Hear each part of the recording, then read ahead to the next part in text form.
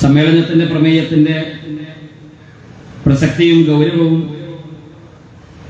ഷരീഫ് മേലേതിൽ ഇവിടെ വിശദമായി സൂചിപ്പിക്കുകയുണ്ടായി. വിഷയത്തിന്റെ വ്യത്യസ്ത ഭാഗങ്ങളെ പ്രതിപാദിച്ചുകൊണ്ട് ISM സംസ്ഥാന വൈസ് പ്രസിഡന്റ് സുബൈർ പീഡിയക്കലിന്റെ പ്രസക്തമായൊരു പ്രഭാഷണം നടക്കാനിരിക്കുന്നു. ദീർഘമായൊരു സംസാരം ഈ സന്ദർഭത്തിൽ നടത്തണമെന്ന് ഞാൻ ആഗ്രഹിക്കുന്നില്ല. മുസ്ലിം നവോത്ഥാനത്തിന്റെ നാൾവഴികളിൽ കേരളത്തിലെ മുസ്ലിം സമുദായത്തെ കൈപിടിച്ചുയർത്താൻ മുജാഹിദ് പ്രസ്ഥാനം എക്കാലഘട്ടത്തിലും ഈ സമൂഹത്തിന്റെ മുന്നിൽ നടന്നിട്ടുണ്ട് എന്നത് ഈ പ്രസ്ഥാനത്തിന്റെ ചരിത്രം പരിശോധിക്കുന്ന ഏതൊരാൾക്കും വ്യക്തമായി മനസ്സിലാക്കാൻ കഴിയുന്ന വസ്തുതയാണ്, യാഥാർത്ഥ്യമാണ്. ഇരുട്ട് നിറഞ്ഞ ഏത് മേഖലകളിലും വെളിച്ചത്തിന്റെ പ്രകാശവുമായി മാനവരാശി ഇരുട്ടിൽ നിന്ന് മോചിപ്പിക്കാൻ നിയോഗിക്കപ്പെട്ട പ്രവാചകന്മാരുടെ പാരമ്പര്യം സ്വീകരിച്ചുകൊണ്ടാണ് മുജാഹിദ് പ്രസ്ഥാനം ഈ ദൗത്യ നിർവഹണ പ്രവർത്തനങ്ങളിൽ ഏർപ്പെട്ടിട്ടുള്ളത്. അന്ധവിശ്വാസങ്ങളുടെ, അല്ലാഹുവല്ലാത്തവരെ വിളിച്ചു പ്രാർത്ഥിക്കുന്ന ഏറ്റവും വലിയ ശരികേടിൽ നിന്ന്, ഏറ്റവും വലിയ അക്രമമായി വിശുദ്ധ ഖുർആൻ നമ്മളോട് പ്രതിപാദിച്ച അല്ലാഹുവിൽ പങ്കുചേർക്കുന്ന ഗൗരവകരമായ കുറ്റത്തിൽ നിന്ന് അല്ലാഹുവിനെ മാത്രം വിളിച്ചു പ്രാർത്ഥിക്കുന്ന നേരായ നിലപാടിലേക്കാണ് പ്രവാചകന്മാർ മാനവരാശിയെ കൈപിടിച്ചുയർത്തിയത്. ആദം നബി അലൈഹി സ്വലാത്തു വസ്സലാം മുതലുള്ള പ്രവാചകന്മാരെ നിയോഗിച്ചതിന്റെ ലക്ഷ്യത്തെക്കുറിച്ച് വിശദീകരിക്കുന്നിടത്ത് എന്തിനാണ് അല്ലാഹു പ്രവാചകന്മാരെ നിയോഗിച്ചത് എന്ന ചോദ്യത്തിന് ഖുർആൻ നൽകുന്ന മറുപടി, ആകാശഭൂമികളെ സൃഷ്ടിച്ച, മാനവരാശിയെ മുഴുവൻ സംവിധാനിച്ച, വായുവും വെള്ളവും വെളിച്ചവും എല്ലാം നൽകി മനുഷ്യരെ അനുഗ്രഹിച്ച സർവാധിനാഥനായ സർവശക്തനായ അല്ലാഹുവിനെ വിളിച്ചു പ്രാർത്ഥിക്കുന്നതിനാണ് എന്ന ദിവ്യ സന്ദേശമാണ് പ്രവാചകന്മാർ അഖിലവും ഈ സമുദായത്തെ പഠിപ്പിച്ചത്. ആ ആദർശവുമായിട്ടാണ് കേരളത്തിൽ മുജാഹിദ് പ്രസ്ഥാനം കടന്നു വരികയും പ്രവർത്തിക്കുകയും പ്രബോധന പ്രവർത്തനങ്ങൾ നിർവഹിക്കുകയും ചെയ്തത്. മുജാഹിദ് പ്രസ്ഥാനം കാലഘട്ടത്തിലും സ്വീകരിച്ച നിലപാടുകൾ ശരിയുടെ പക്ഷത്തു നിന്നും നേരിന്റെ പക്ഷത്തു നിന്നുമാണ് നിലപാടുകൾ മുജാഹിദ് പ്രസ്ഥാനം സ്വീകരിച്ചിട്ടുള്ളത്. ലോകത്താകമാനം വലിയ പ്രതിസന്ധികളുടെ കാലഘട്ടങ്ങളിലൂടെയാണ് ഞാൻ നിങ്ങളുമെല്ലാം കടന്നുപോയിക്കൊണ്ടിരിക്കുന്നത്. ലോകത്തിന്റെ വ്യത്യസ്തങ്ങളായ ഭാഗങ്ങളിൽ നിന്ന് നാം കേട്ടുകൊണ്ടിരിക്കുന്ന വാർത്തകൾ മുസ്ലിം സമുദായത്തിന് മാത്രമല്ല, മാനവരാശിക്ക് പോലും സമാധാനം നൽകുന്ന ഒന്നല്ല എന്നത് സമകാലിക ലോകത്തിന്റെ സാഹചര്യം പരിശോധിക്കുന്നവർക്കൊക്കെയും മനസ്സിലാക്കാൻ കഴിയും. ഫലസ്തീനിന്റെ മണ്ണിൽ നിന്ന് നാം കേട്ടുകൊണ്ടിരിക്കുന്ന വാർത്തകളുണ്ട്. നിരപരാധികളായ കുഞ്ഞുമക്കളെ തെരഞ്ഞുപിടിച്ച് കൊന്നുകളയുന്ന സൈനിക ഭീകരതയുടെ താണ്ഡവങ്ങൾ കൊണ്ട് പൊറുതിമുട്ടിയ മനുഷ്യർ ജീവിക്കുന്ന ഒരു പ്രദേശം ഫലസ്തീൻ നമുക്കൊരു വേദനയായി നമ്മുടെ മനസ്സിലുണ്ട്. 10,000-കണക്കിന് മനുഷ്യരെയാണ് ആ മണ്ണിൽ കൊന്നു തീർത്തുകൊണ്ടിരിക്കുന്നത്. 10,000-കണക്കിന് മനുഷ്യരിൽ 1000-കണക്കിന് വരുന്ന കുഞ്ഞുങ്ങളെയാണ്, ജീവിതം എന്തെന്നറിയാത്ത പറക്കമുറ്റാത്ത കുഞ്ഞുങ്ങളെയാണ് അവിടെ കൊന്നു വീഴ്ത്തിക്കൊണ്ടിരിക്കുന്നത്. നമ്മുടെയൊക്കെ നാട്ടിലെ കടകളിൽ, മിഠായി ഭരണികളിൽ പൊതിഞ്ഞു വെച്ചിരിക്കുന്ന മിഠായി പാക്കറ്റുകളിലെ മിഠായികൾ പോലെ കുഞ്ഞുമക്കളുടെ മയ്യത്ത് കഫംപുടവകളിൽ പൊതിഞ്ഞു വെച്ച ദാരു കരളലിയിക്കുന്ന ദൃശ്യങ്ങൾ നമ്മുടെ മുന്നിലുണ്ട്. ലോകത്ത് ഫലസ്തീൻ മുസ്ലിം സമൂഹത്തെ പോലെ പീഡിപ്പിക്കപ്പെടുന്ന മനുഷ്യരുണ്ട് ലോകത്തിന്റെ വ്യത്യസ്തങ്ങളായ ഭാഗങ്ങളിൽ. ഫലസ്തീനിന്റെ കൂടെ നിൽക്കുന്ന പലരെയും മുസ്ലിം സമൂഹത്തിന്റെ പക്ഷത്തു നിന്ന് സംസാരിക്കാൻ പല ഘട്ടങ്ങളിൽ നമുക്ക് കാണാൻ കഴിയാറില്ല. ഫലസ്തീനികൾ എന്ത് ചെയ്താലും അത് ശരിയാണ് എന്ന് പറയുന്നവർ. ചൈനയിലെ ഉയ്ഗൂർ മുസ്ലിങ്ങളുടെ ചരിത്രത്തെ കുറിച്ച് നമുക്കറിയാം. ഉയ്ഗൂർ എന്ന് പറയുന്ന ഒരു സമൂഹം, ആ സമൂഹത്തെ ചൈനീസ് ഭരണകൂടം അവരോട് കാണിച്ചുകൊണ്ടിരിക്കുന്ന സമീപനങ്ങൾ ക്രൂരമായ, കിരാതമായ അക്രമങ്ങളിൽ പീഡിപ്പിക്കപ്പെടുന്ന ഒരു സംഘം മനുഷ്യരാണ് ഉയ്ഗൂർ മുസ്ലിങ്ങൾ എന്ന് പറയുന്നത്. അവരെ സംബന്ധിച്ച വാർത്തകളൊന്നും പുറത്തു വരുന്നില്ല. ഐക്യരാഷ്ട്രസഭ ലോകത്ത് പീഡിപ്പിക്കപ്പെടുന്ന മനുഷ്യരുടെ ചരിത്രം പറയുമ്പോൾ ഉയ്ഗൂർ മുസ്ലിങ്ങളെ എണ്ണിപ്പറയുന്നത് നമുക്ക് കാണാൻ കഴിയും. കോൺസെൻട്രേഷൻ ക്യാമ്പുകളിൽ അവിടെയുള്ള കുട്ടികളെ കൊണ്ടുപോയി തള്ളുകയും 3 വയസ്സ് പ്രായമാകുമ്പോൾ കുട്ടികളെ അവരുടെ മാതാപിതാക്കളിൽ നിന്ന് പിടിച്ചുകൊണ്ടുപോകും. ചൈനീസ് ഭരണകൂടം അവരെ ക്യാമ്പുകളിൽ താമസിപ്പിക്കും. 3 വയസ്സുള്ള കുട്ടിയുടെ പ്രായം എത്രയാണ്? അവരെ രാഷ്ട്രീയം പഠിപ്പിക്കാനാണ് ചൈനീസ് ഭരണകൂടം കൊണ്ടുപോകുന്നത്. ആ കുട്ടികളെ ക്രൂരമായ മർദ്ദനങ്ങൾക്ക് വിധേയരാക്കി അവരെ കൊന്നുതള്ളുന്ന ആയിരക്കണക്കിന് 10,000-കണക്കിന് വരുന്ന ഉയ്ഗൂർ മുസ്ലിങ്ങളെ കൊന്നുതള്ളുന്ന ചൈനീസ് ഭരണകൂടത്തിന്റെ കിരാതമായ മർദ്ദനങ്ങളെ കുറിച്ച് ഇവിടെ BBC പോലുള്ള ചാനലുകൾ റിപ്പോർട്ട് ചെയ്യുന്നുണ്ട്. BBC അടക്കമുള്ള ചാനലുകളെ ചൈനീസ് ഭരണകൂടം നിരോധിച്ചു. ഇന്ത്യയിലെ തമിഴ്നാട്ടിലുള്ള BBCയുടെ ലേഖികയാണ് ഉയ്ഗൂർ മുസ്ലിങ്ങൾ അനുഭവിക്കുന്ന പീഡനങ്ങളെ കുറിച്ച് അവരുടെ ഒളിക്യാമറ ദൃശ്യങ്ങളിലൂടെ പുറത്തു കൊണ്ടുവന്നത്. ആ ചാനൽ തന്നെ ചൈനീസ് ഭരണകൂടം നിരോധിച്ചു. ഉയ്ഗൂർ മുസ്ലിങ്ങൾക്ക് വേണ്ടി സംസാരിക്കുന്നവരെ നമുക്ക് ഈ കേരളത്തിൽ കാണാൻ കഴിയുന്നില്ല. ഫലസ്തീനികൾക്ക് വേണ്ടി സംസാരിക്കുന്ന പലരെയും ഉയ്ഗൂറിലെ മുസ്ലിങ്ങൾ അനുഭവിക്കുന്ന വേദനകൾക്കൊപ്പം നിൽക്കാൻ കാണുന്നില്ല എന്നത് അവരുടെ എല്ലാം ഈ സമൂഹത്തോടും സമുദായത്തോടും സ്വീകരിക്കുന്ന സമീപനങ്ങളിൽ മനുഷ്യർക്ക് സംശയങ്ങൾ ഉണ്ടാക്കുന്നു എന്നത് സ്വാഭാവികമാണ്. ഫലസ്തീൻ നമുക്ക് മുന്നിലുണ്ട്. ഫലസ്തീൻ എന്ന് പറയുമ്പോൾ അവിടെ അറബികൾക്ക് ജീവിക്കാൻ അവകാശമില്ലാത്ത മണ്ണാണ് എന്ന് ആക്ഷേപിക്കുന്നവരും പരിഹസിക്കുന്നവരും ഉണ്ട്. അവിടെയുള്ള അറബികളെ ആട്ടിപ്പുറത്താക്കാൻ യഹൂദികൾക്ക് അവകാശമുണ്ട് എന്ന് ശബ്ദമുയർത്തുന്നവരുണ്ട്. യഹൂദികളുടെയും സയനിസ്റ്റുകളുടെയും പ്രവർത്തനങ്ങളെ അതിനെ അഭിനന്ദിക്കുന്നവരുണ്ട്.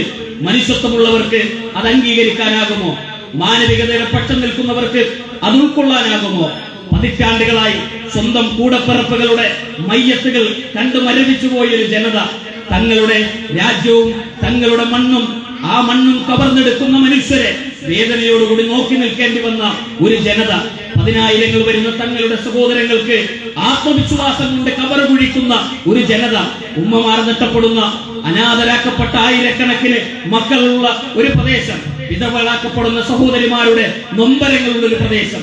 ആ പ്രദേശത്ത് സൈനിസ്റ്റുകൾ 7 പതിറ്റാണ്ടിലധികമായി അവരവിടെ സൃഷ്ടിച്ചുകൊണ്ടിരിക്കുന്ന കിരാതമായ മർദ്ദന മുറകളോട് പ്രതികരിക്കുന്നവരെ ഭീകരവാദികളാക്കാൻ ആർക്കാണ് കഴിയുക? അത്തരം നിലപാടുകൾക്ക് എതിരെ സംസാരിക്കുന്ന അത്തരം നിലപാടുകൾക്കെതിരെ ശക്തമായ സമീപനം സ്വീകരിക്കുക എന്നത് മനുഷ്യപക്ഷത്തു നിന്ന് സംസാരിക്കുന്നവരുടെ, മാനവികതയുടെ പക്ഷത്തു നിന്ന് സംസാരിക്കുന്നവരുടെ ബാധ്യതയാണ് എന്ന് നാം തിരിച്ചറിയേണ്ടതുണ്ട്. ആ ലോകത്ത് ഏറ്റവും കൂടുതൽ പീഡിപ്പിക്കപ്പെട്ട ഒരു ജനത ഏതാണ്? ലോകത്ത് ഏറ്റവും കൂടുതൽ പീഡിപ്പിക്കപ്പെട്ട ജനതയുടെ ചരിത്രം പരിശോധിക്കുമ്പോൾ യഹൂദികളുടെ ചരിത്രത്തെ നമുക്ക് അവിടെ കാണാൻ കഴിയും. ഹിറ്റ്ലറുടെ ഗ്യാസ് ചേമ്പറിലിട്ട് ചുട്ടുകൊല്ലപ്പെട്ട ലക്ഷക്കണക്കിന് വരുന്ന യഹൂദികളുടെ ചരിത്രമുണ്ട് ലോകത്തിന് പറയാൻ. വിധവകളാക്കപ്പെട്ട യഹൂദികളുടെ നൊമ്പരങ്ങളെ കുറിച്ച് ലോകത്തിന് പറയാനുണ്ട്. അനാഥരാക്കപ്പെട്ട മക്കളുടെ വേദനകളെ കുറിച്ച് യഹൂദികൾക്ക് ലോകത്തോട് പറയാനുണ്ട്. എന്നാൽ വേട്ടക്കാരന്റെ ഇരകളായി മാറിയ ഒരു ജനത എങ്ങനെയാണ് നിരപരാധികളായ മനുഷ്യരെ കൊന്നൊടുക്കുന്ന വേട്ടക്കാരായി മാറിയത് എന്ന് നാം പരിശോധിക്കേണ്ടതുണ്ട്. എങ്ങനെയാണ് അവരുടെ മനസ്സിൽ നിന്ന് മനുഷ്യത്വം നഷ്ടപ്പെട്ടു പോയത്? ആട്ടിയോടിക്കപ്പെട്ടവർ, ഹിറ്റ്ലറുടെ നരനായാട്ടുകൾക്ക് മുന്നിൽ ലോകത്തിന്റെ വ്യത്യസ്തങ്ങളായ ഭാഗങ്ങളിലേക്ക് ആട്ടിയോടിക്കപ്പെട്ട യഹൂദികളുടെ ചരിത്രം ലോകത്തിന്റെ മുന്നിൽ നമുക്ക് വായിക്കാൻ കഴിയും. ആട്ടിയോടിക്കപ്പെട്ട ആ മനുഷ്യരുടെ രോദനങ്ങൾക്കിടയിൽ നിന്നുകൊണ്ടാണ് 1898 തിയോഡർ ഹെർട്സൽ എന്ന് പറയുന്ന ഒരു ജൂത പത്രപ്രവർത്തകൻ ഞങ്ങൾക്ക് രാജ്യം വേണമെന്ന ആശയത്തെ മുന്നോട്ട് വെക്കുന്നത്. 1899 ലോകത്താദ്യമായി ഒരു ജൂത സംഘടനയ്ക്ക് രൂപം കൊടുക്കപ്പെടുന്നത്. ലോകത്തുള്ള ജൂതന്മാർ യഹൂദികളെ സംരക്ഷിക്കാൻ 1-ാം ലോക മഹായുദ്ധകാലത്തും 2-ാം ലോക മഹായുദ്ധകാലത്തും ബ്രിട്ടൻ യഹൂദികളുടെ പിന്തുണ ആഗ്രഹിച്ചുകൊണ്ട് അവർക്ക് രാജ്യത്തെ വാക്തത്വ മണ്ണിന് ഓഫർ ചെയ്യുന്നു. ആ മണ്ണ് യഹൂദികൾക്ക് ബ്രിട്ടൻ നൽകുന്നത് ഏത് മണ്ണാണ്? അത് ശാം പ്രദേശത്തെയാണ്. ശാം പ്രദേശത്തെ എങ്ങനെയാണ് യഹൂദികൾക്ക് വകവെച്ചു കൊടുക്കാൻ കഴിയുക? അത് മുസ്ലിങ്ങൾക്ക് വൈകാരികമായ ബന്ധമുള്ള ഒരു മണ്ണാണ്. മുസ്ലിങ്ങൾക്ക് അവകാശമില്ലാത്തൊരു മണ്ണാണ് ഫലസ്തീനിന്റെ മണ്ണ്, ശാമിന്റെ മണ്ണ് എന്ന് ആർക്കെങ്കിലും പറയാൻ കഴിയുമോ? ഇല്ല. കാരണം ഇബ്രാഹിം നബി അലൈഹി സ്വലാത്തു വസ്സലാം മുതൽ ലക്ഷക്കണക്കിന് വരുന്ന അമ്പിയാക്കന്മാരുടെ ചരിത്രം പറയുന്ന മണ്ണ്, ആയിരക്കണക്കിന് വരുന്ന അമ്പിയാക്കന്മാർ അന്ത്യവിശ്രമം കൊള്ളുന്ന മണ്ണ്, വിശ്വാസികളുടെ ഒന്നാമത്തെ കിബിലയായി കഅബാലയത്തിലേക്ക് നാം തിരിഞ്ഞ് നമസ്കരിക്കുന്നതിന് മുമ്പ് വിശ്വാസികളുടെ ഒന്നാമത്തെ കിബിലയായി നിശ്ചയിക്കപ്പെട്ട ബൈത്തുൽ മുഖദ്ദസ് സ്ഥിതി ചെയ്യുന്ന പ്രദേശം. പ്രവാചകൻ സല്ലല്ലാഹു അലൈഹി വസല്ലമയോട് സ്വഹാബത്ത് ചോദിച്ചു, അല്ലാഹുവിന്റെ റസൂലേ, അല്ലാഹുവിനെ ആരാധിക്കാൻ ലോകത്താദ്യമായി പടുത്തുയർത്തപ്പെട്ട പള്ളി ഏതാണ്? അത് മസ്ജിദുൽ ഹറമാണ്. സുമ്മായി പിന്നെ ഏതാണ്? അത് മസ്ജിദുൽ അഖ്സയാണ്. വിശ്വാസികൾ അല്ലാഹുവിനെ ആരാധിക്കാൻ ലോകത്ത് രണ്ടാമതായി പടുത്തുയർത്തപ്പെട്ട ഭവനം സ്ഥിതി ചെയ്യുന്ന പ്രദേശമാണ് ബൈത്തുൽ മുഖദ്ദസ് സ്ഥിതി ചെയ്യുന്ന പ്രദേശമാണ് ശാം പ്രദേശം എന്ന് പറയുന്നത്. വത്തീനി വസ്സൈത്തൂൻ, ഖുർആൻ എത്ര മനോഹരമായിട്ടാണ് അത്തിയുടെയും ഒലീവിന്റെയും മണ്ണ് എന്ന പ്രദേശത്തെ കുറിച്ച് പറയുന്നത്. ലീലാഫി ഖുറൈശിൻ ഈലാഫിഹിം റിഹ്ലത്തശ് ശിത്വാഇ വസ്സൈഫ്, സൈഫിലും സിത്തായിലും ഖുറൈശികൾ യാത്ര പോകുന്ന ഇണക്കമുണ്ടാക്കിയ മണ്ണ് എന്ന് ആ മണ്ണിനെ കുറിച്ച് ഖുർആൻ വിശദീകരിക്കുന്നുണ്ട്. വിശ്വാസികൾക്ക് വൈകാരികമായ ബന്ധമുള്ള മണ്ണ്. ഉമർ ബിൻ ഖത്താബ് റളിയല്ലാഹു അൻഹുവിന്റെ കാലഘട്ടത്തിലാണ് ആ മണ്ണ് വിശ്വാസികളുടെ കൈകളിലേക്ക് കടന്നു വരുന്നത്. വല്ലാത്തൊരു ചരിത്രമാണ്, വൈകാരികമായ ഒരു ചരിത്രമാണ് ഉമർ റളിയല്ലാഹു അൻഹുവിന്റെ ചരിത്രത്തിൽ നമുക്ക് നോക്കിക്കാണാൻ കഴിയുന്നത്. 20 ഭൗതിക സാമ്രാജ്യത്തെയും ഒരാത്മീയ സാമ്രാജ്യത്തെയും തന്റെ കാൽ കീഴിലിട്ട് ഭരിക്കുന്ന അമീറുൽ മുഅ്മിനീൻ ഉമർ ബിൻ ഖത്താബ് റളിയല്ലാഹു അൻഹു രാജ്യം ഭരിച്ചുകൊണ്ടിരിക്കുന്ന കാലഘട്ടത്തിലാണ് ശാം പ്രദേശം വിശ്വാസികൾ ഏറ്റെടുക്കണമെന്ന ആവശ്യവുമായി ആ നാട്ടിൽ നിന്ന് ആളുകൾ മദീനയിൽ എത്തുന്നത്. ഉമർ റളിയല്ലാഹു അൻഹു നാട്ടിലേക്ക് പോകുന്ന രംഗമുണ്ട്. ഉമർ റളിയല്ലാഹു അൻഹുവും അബൂ ഉബൈദ റളിയല്ലാഹു അൻഹുമാണ് ആ നാട്ടിലേക്ക് പോകുന്നത്. ആ നാട്ടിലേക്ക് ഒരു ഒട്ടകപ്പുറത്താണ് അവർ യാത്ര ചെയ്യുന്നത്. കഷ്ണങ്ങൾ വെച്ച് തുന്നിയ കീറിയ ഒരു കോട്ടം ധരിച്ച് ഉമർ റളിയല്ലാഹു അൻഹു നാട്ടിലേക്ക് യാത്ര പുറപ്പെടാൻ നിൽക്കുമ്പോൾ അബൂ ഉബൈദ റളിയല്ലാഹു അൻഹു ചോദിക്കുന്ന ഒരു ചോദ്യമുണ്ട്. അമീറുൽ മുഅ്മിനീൻ കഷ്ണങ്ങൾ വെച്ച് തുന്നിയ കോട്ടം ധരിച്ച് ദാരിദ്ര്യത്തിന്റെ അടയാളങ്ങളും പേറി നമ്മൾ ആ രാജ്യത്തേക്ക് ചെല്ലുന്നത് നമുക്കൊരൽപ്പം അഭിമാനക്കുറവാകുമോ, നമുക്കൊരൽപ്പം ക്ഷീണമാകുമോ? ഉമർ റളിയല്ലാഹു അൻഹുവിന്റെ മറുപടി, അബൂ ഉബൈദ, നമ്മൾ എവിടെ നിന്നാണ് വളർന്നു വന്നത്? ശബദീനികളായ വിഗ്രഹാരാധകരായ ബന്ധങ്ങളുടെ പവിത്രതകൾ അറിയാത്ത ജനിച്ചു വീഴുന്ന കുഞ്ഞുങ്ങളെ ജീവനോടുകൂടി കുഴിച്ചുകൂടിയിരുന്ന അയൽവാസിയുടെ ഒട്ടകക്കുട്ടി തോട്ടത്തിലേക്ക് കടന്നതിന്റെ പേരിൽ പതിറ്റാണ്ടുകളോളം യുദ്ധം ചെയ്ത സംസ്കാരമില്ലാത്ത കാലഘട്ടത്തിൽ ഇസ്ലാം കൊണ്ട് അല്ലാഹു നമുക്ക് ഇസ്സത്ത് നൽകി, ഇസ്ലാം കൊണ്ട് അല്ലാഹു നമുക്ക് ആത്മവിശ്വാസം നൽകി. അതിനേക്കാളും നല്ല ഒരു ആത്മവിശ്വാസമുണ്ടോ, ഇസ്സത്തുണ്ടോ? നമുക്ക് എന്താണ് കുറവുള്ളത്? ഇസ്ലാം ഒരു മനുഷ്യന്റെ ജീവിതത്തിലുണ്ടെങ്കിൽ അതിനേക്കാളും വലിയ ഇസ്സത്ത് വേറെ ഏതാണ് കാണാൻ കഴിയുക? അതുകൊണ്ട് നമുക്ക് ആ നാട്ടിലേക്ക് പോകാം. അവരെ യാത്ര പുറപ്പെട്ടു. ഒരു ഒട്ടകമാണ് അവർക്കുള്ളത്. ഒട്ടകത്തിന് മുകളിൽ ഉമർ റളിയല്ലാഹു അൻഹു യാത്ര ചെയ്യും.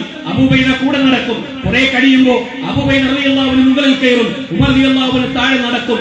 അങ്ങനെ ഫലസ്തീൻ മണ്ണിലേക്ക് ആളുകൾ പ്രതീക്ഷയോടുകൂടി കടന്നു വരുന്ന അമീറുൽ മുഅ്മിനീനെ പ്രതീക്ഷിച്ച് നിൽക്കുന്നു. ആളുകൾ എല്ലാവരും കാത്തിരിക്കുന്നു. അങ്ങനെ അമീറുൽ മുഅ്മിനീന്റെ ഒട്ടകം അവർ കാണുകയാണ്. ഒട്ടകത്തിന്റെ മുകളിൽ ഒരാൾ യാത്ര ചെയ്യുന്നുണ്ട്. ഒട്ടകത്തിന്റെ കൂടെ നടക്കുന്ന ഒരു മനുഷ്യനുണ്ട്. അയാൾ ഒട്ടകത്തിന്റെ മൂക്കുകയറിൽ കൈകൊണ്ട് പിടിച്ചിട്ടുണ്ട്. കഷ്ണങ്ങൾ വെച്ച് തുന്നിയ കോട്ടാണ് അയാൾ ധരിച്ചിരിക്കുന്നത്. രണ്ട് ചെരുപ്പുകൾ മറുകൈയിൽ പിടിച്ച് ഒട്ടകത്തിന്റെ മൂക്കുകയറും പിടിച്ച് നടന്നു വരുന്ന മനുഷ്യനെയും അവർ കണ്ടു.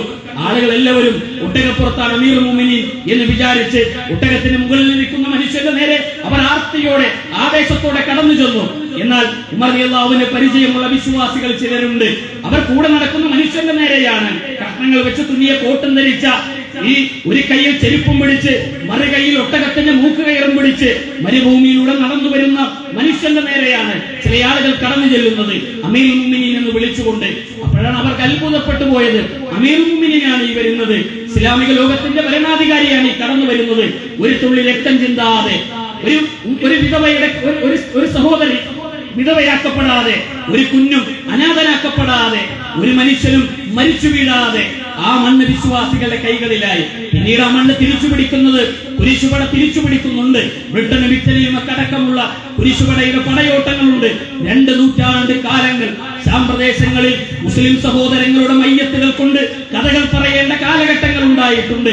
ജോർദാൻ നദിയിലൂടെ ഒഴുകിക്കൊണ്ടിരിക്കുന്ന ജലം വെള്ളത്തിന്റെ നിറമങ്ങ് ചുവന്നുപോയി എന്ന് ചരിത്രം വിശദീകരിക്കുന്നത് കാണാൻ കഴിയും. ജോർദാൻ നദിയുടെ കുറുകെ മുസ്ലിം സഹോദരങ്ങളുടെ തലയോട്ടികൾ കൊണ്ട് പാലം കെട്ടിയ ചരിത്രം കുരിശുപടയുടെ പടയോട്ടങ്ങളിലുണ്ട്. 10,000-കണക്കിന് മുസ്ലിം സഹോദരങ്ങളെ കൊന്നൊടുക്കിക്കൊണ്ടാണ് ആ മണ്ണവർ തിരിച്ചുപിടിക്കുന്നത്. സലാഹുദ്ദീൻ അയ്യൂബിയുടെയും ഒക്കെ ചരിത്രം പിന്നീട് കടന്നു വരുന്നുണ്ട്. ഞാൻ ദീർഘമായി വിശദീകരിക്കുന്നില്ല. ഒരർഹതയുമില്ലാത്ത മണ്ണിലേക്ക്, ഒരവകാശവുമില്ലാത്ത മണ്ണിലേക്ക് യഹൂദിപ്പടയുടെ കടന്നുകയറ്റങ്ങൾ അത് അവർ ഈ സമൂഹത്തോടും ആ രാജ്യത്തോടും ആ നാടിനോടും കാണിക്കുന്ന അനീതിയും അക്രമവുമാണ് എന്ന് പറയാൻ നാം ആശങ്കപ്പെടേണ്ടതില്ല, നാം സംശയിക്കേണ്ടതില്ല. ഇന്ത്യ രാജ്യം എന്ന് പറയുന്നത് എന്നും ഫലസ്തീനികളുടെ കൂടെയാണ് ഈ നാട് നിന്നിട്ടുള്ളത്. ഈ നാട് മാത്രമല്ല, ലോകം നിന്നിട്ടുള്ളത് ഫലസ്തീനിലെ മനുഷ്യരോടൊപ്പമാണ്. ഫലസ്തീനിലെ വേദനിക്കുന്ന, സങ്കടങ്ങൾ അനുഭവിക്കുന്ന, ദുഃഖങ്ങൾ അനുഭവിക്കുന്ന മനുഷ്യരുടെ കൂടെയാണ് എന്നും ഈ നാടും ലോകവും നിന്നിട്ടുള്ളത്. ഇന്ത്യ രാജ്യത്തെ മഹാത്മാഗാന്ധി രാഷ്ട്രപിതാവിന്റെ ചരിത്ര പ്രസിദ്ധമായ ഒരു വാചകമുണ്ട്. അദ്ദേഹം പറയുന്നത്, ഫ്രഞ്ചുകാർക്കുള്ളതുപോലെ, ഇംഗ്ലണ്ട് ബ്രിട്ടീഷുകാർക്കുള്ളതുപോലെ, ഇന്ത്യ ഇന്ത്യക്കാരൻ്റെതുപോലെ ഫലസ്തീൻ അത് അറബികളുടേതാണ്, ഫലസ്തീനികളുടേതാണ് എന്നത് ഇന്ത്യയുടെ രാഷ്ട്രപിതാവ് ഗാന്ധിജിയുടെ പ്രഖ്യാപനമാണ്. ജവഹർലാൽ നെഹ്റു അടക്കം ഇങ്ങോട്ട് കടന്നു വന്നിട്ടുള്ള ഇന്ത്യയുടെ പ്രധാനമന്ത്രിമാർ, ചരിത്രത്തിൽ കടന്നു വന്നിട്ടുള്ള മുഴുവൻ ഭരണാധികാരികളും ഫലസ്തീനിലെ മനുഷ്യരുടെ വേദനകൾക്കൊപ്പമാണ് നിന്നിട്ടുള്ളത് എന്നത് തർക്കമില്ലാത്തൊരു കാര്യമാണ്. ഈ രാജ്യത്തിന്റെ മനസ്സും ഈ രാജ്യത്തിന്റെ വികാരവും ഫലസ്തീനിലെ വേദനിക്കുന്ന, സങ്കടപ്പെടുന്ന, കഷ്ടപ്പെടുന്ന മനുഷ്യരുടെ കൂടെയാണ് എന്നത് രാജ്യത്തിന്റെ മനസ്സാണ്, ഈ രാജ്യത്തിന്റെ മനസാക്ഷിയാണ്. എന്നാൽ ഇന്നതിന് മാറ്റം വന്നിരിക്കുന്നു, ഇന്നതിന് ചില മാറ്റങ്ങൾ സംഭവിച്ചിരിക്കുന്നു. നിങ്ങൾക്കറിയുമോ, ഈ രാജ്യത്തേക്ക് അംഗീകൃത രാജ്യത്തിന്റെ ഭരണാധികാരികൾ കടന്നു വരുമ്പോ ആ ഭരണാധികാരികളെ സ്വീകരിക്കാൻ ഒരു പ്രോട്ടോകോൾ ഉണ്ട്.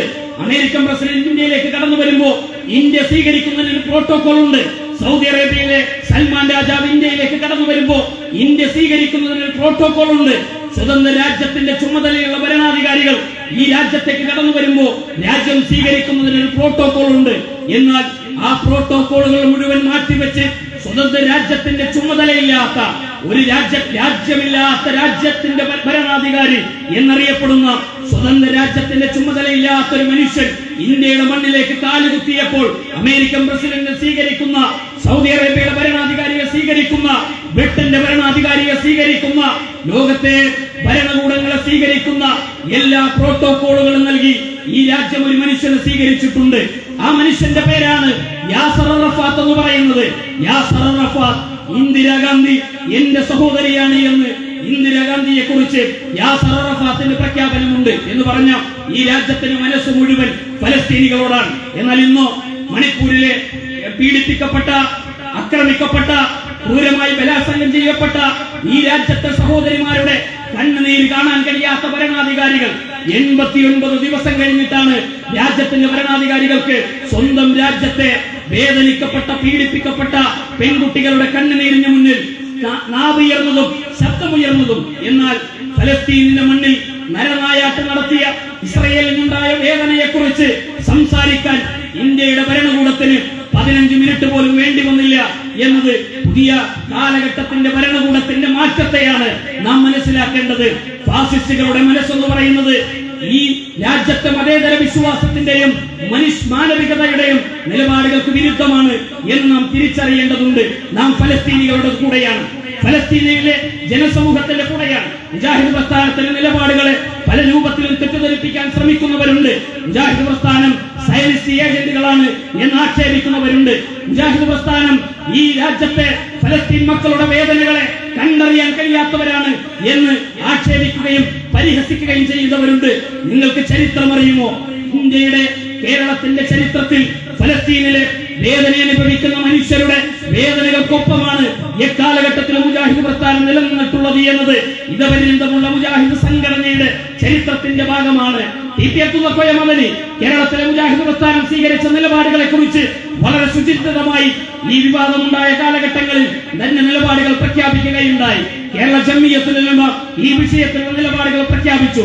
ISMന്റെ സംസ്ഥാന കമ്മിറ്റി കോഴിക്കോട് കേരളത്തിലെ മുസ്ലിം സംഘടനകൾ, യുവജന സംഘടനകൾ ഈ വിഷയത്തിൽ ശബ്ദമുയർത്തുന്നതിന് മുമ്പ് ഫലസ്തീനിലെ വേദനിക്കുന്ന മനുഷ്യർക്കൊപ്പമാണ് എന്ന ഒന്നാമത്തെ പ്രസ്താവന മുജാഹിദ് യുവജന പ്രസ്ഥാനത്തിന്റേതാണ് ഈ കേരളത്തിൽ ഉയർന്നു കേട്ടത് എന്നത് നാം കൂട്ടി വായിക്കേണ്ടതുണ്ട്.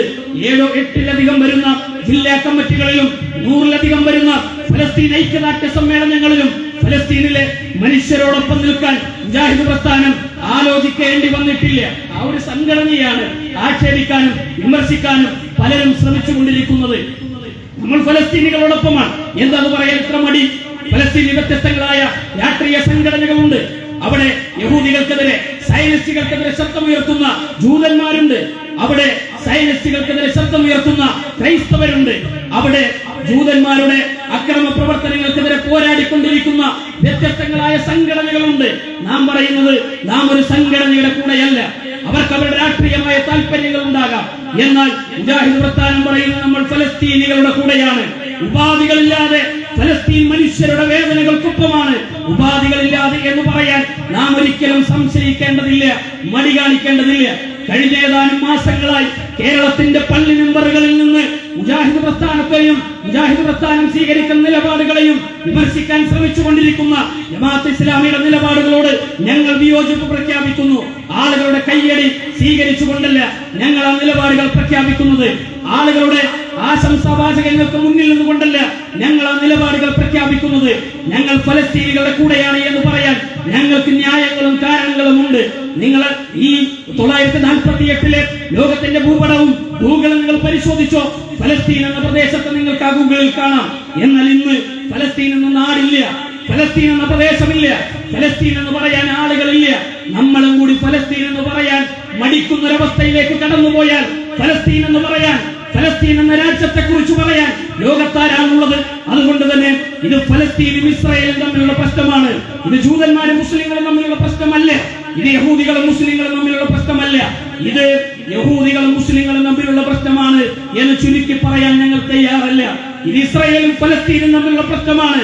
ഇസ്രായേൽ എന്ന് പറയുന്ന ഒരർഹതയുമില്ലാത്ത, ഒരവകാശവുമില്ലാത്ത ഒരു രാജ്യ ഒരു സംസ്കാരത്തിന്റെ വക്താക്കൾ, ഒരു രാജ്യത്തിന്റെ മക്കൾ ജനതയിലേക്ക് കടന്നു കയറി അവരെ നശിപ്പിക്കാൻ ശ്രമിക്കുന്ന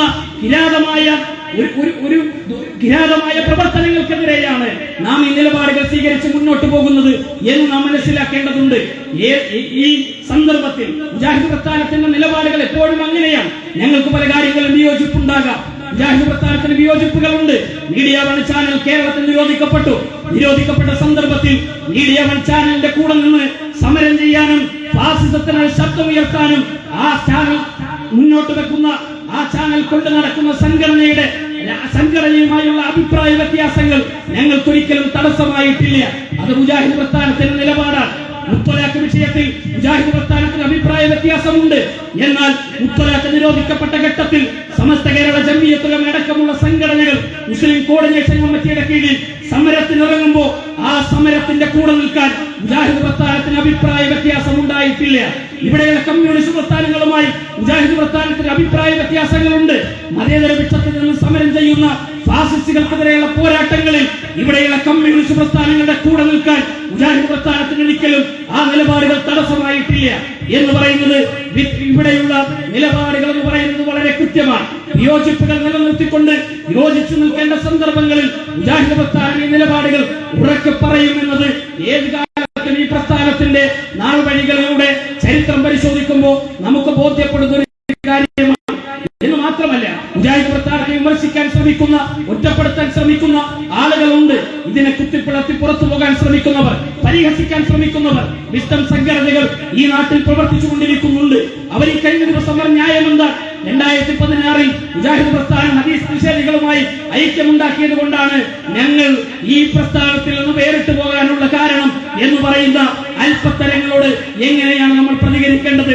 അറബി കോളേജുകളിലെ കുട്ടികൾ എന്ന പേരിൽ കൊണ്ടുവന്നിരുത്തിയ കുട്ടികളുടെ ചോദ്യം എന്താണ്? കേരള ജമാഅത്തുൽ മുജാഹിദീനും വിസ്തം സംഘടനയും തമ്മിലുള്ള വ്യത്യാസം, എന്തിനാണ് നമ്മൾ മാറിപ്പോകുന്നത്? അപ്പോ പണ്ഡിതന്മാർ നൽകുന്ന മറുപടി, അത് മുജാഹിദ് പ്രസ്ഥാന ഹദീസ് നിഷേധികളോട് ഐക്യമുണ്ടാക്കിയത് കൊണ്ടാണ് ഞങ്ങൾ ഈ സംഘടനയിൽ നിന്ന് വേറിട്ട് പ്രവർത്തിക്കാനുള്ള കാരണം എന്ന് പറഞ്ഞ 2016 ഉണ്ടായ ഒരു ഐക്യത്തിന്റെ പേരിൽ 2012 ഞങ്ങൾ ഇതാ മുജാഹിദ് പ്രസ്ഥാനത്തിൽ നിന്ന് പുറത്തു പോന്നു എന്ന് പറയുന്ന ഇത്തരം അല്പത്തരങ്ങളോട് എങ്ങനെയാണ് നമുക്ക് പ്രതികരിക്കാനുള്ളത്? നിലപാടുകൾ ഉണ്ടെങ്കിൽ ആ നിലപാടുകളാണ് ഈ സമൂഹത്തിന്റെ മുന്നിൽ പറയേണ്ടത്. ഈ നിലപാടുകളാണ് ഈ സമൂഹത്തിന് മുന്നിൽ വിശദീകരിക്കേണ്ടത്. അന്ധവിശ്വാസങ്ങളിലേക്കും അനാചാരങ്ങളിലേക്കും ഒരു സമൂഹത്തെ തിരിച്ചു കൊണ്ടുപോകാനുള്ള ശ്രമങ്ങൾക്കെതിരെ ജാഗ്രത പാലിക്കാൻ ഈ സമുദായത്തോട് ആവശ്യപ്പെട്ടതാണ്.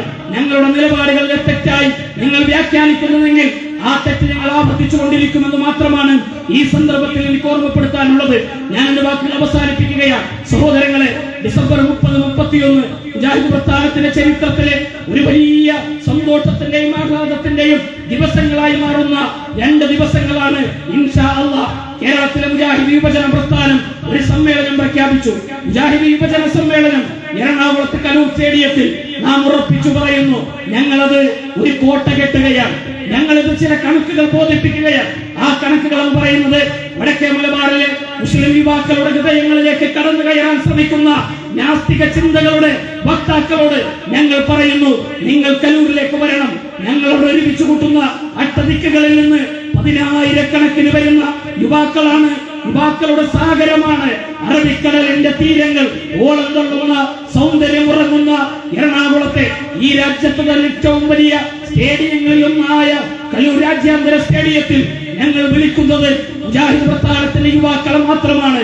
ആ യുവസാഗരത്തിൽ കണ്ണികളാകാൻ ഈ നാട്ടിലെ എന്റെ പ്രിയപ്പെട്ട സഹോദരങ്ങളും ഉണ്ടാകണം എന്ന് മാത്രം ഈ സന്ദർഭത്തിൽ അവർ ഓർമ്മപ്പെടുത്തി ക്ഷണിച്ചുകൊണ്ട് ഞാൻ എന്റെ വാക്കുകൾക്ക് വിരാമം കുറിക്കുകയാണ്. ഡിസംബർ 31-ന് യൂണിവേഴ്സിറ്റി മണ്ഡലത്തിലെ മുഴുവൻ യുവാക്കളും ഞങ്ങളുടെ സമ്മേളനത്തിലേക്ക് സ്ത്രീകൾ വരേണ്ടതില്ല.